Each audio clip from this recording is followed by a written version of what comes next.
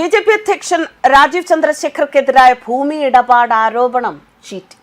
2003 ഇതേ ആരോപണം ഉൾപ്പെട്ട കേസ് രാജ്യത്തെ പരമോന്നത കോടതിയായ സുപ്രീം കോടതി തള്ളി എന്ന് മാത്രമല്ല, ഭൂമി ഇടപാടിൽ നിയമലംഘനം ഇല്ല എന്നും കണ്ടെത്തി തീർപ്പാക്കിയതാണ്. ഇപ്പോൾ ഈ വിഷയം ഉയർത്തുന്ന രാഷ്ട്രീയ കാലാവസ്ഥ കൂടി പരിശോധിക്കാം. ശബരിമല സ്വർണ്ണക്കൊള്ളയിൽ ആസിഡിൽ കിടന്ന് ഉരുകുകയാണ് സർക്കാർ. ബി.ജെ.പിയുടെയും UDF-ന്റെയും സമരം കൊടുമ്പിരിക്കൊള്ളുന്നു. മറ്റൊന്ന്, ആരോപണം ഉന്നയിച്ച റിപ്പോർട്ടർ ചാനൽ അതിജീവിതത്തിന് യുദ്ധത്തിലാണ്.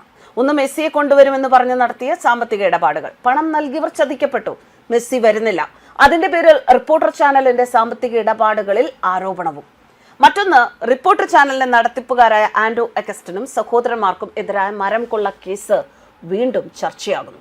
കർഷകരുടെ ഹർജികൾ റവന്യൂ വകുപ്പിന്റെ വിധിയോടെ മുട്ടിൽ മരം കൊള്ള വീണ്ടും ലൈവ് വിഷയമായി. ട്രീ കട്ടറെന്നും മരം വെട്ടെന്നുമൊക്കെ ട്രോളുകൾ പെരുമഴ. വീരപ്പന്റെ മീശയെടുത്ത് ചാനൽ അധികാരികളുടെ മുഖത്ത് വെക്കുന്നു. വലിയ പ്രതിസന്ധിയിൽ ഉലയുന്ന ചാനലിനെ ജീവനും വെള്ളവും വായുവും നൽകി CPM സംരക്ഷിക്കുകയാണ്. ഈ സാഹചര്യത്തിൽ രക്ഷപ്പെടുക എന്നതും ശ്രദ്ധ തിരിക്കുകയും ചാനലിന്റെ നിലനിൽപ്പിന്റെ വിഷയമാണ്.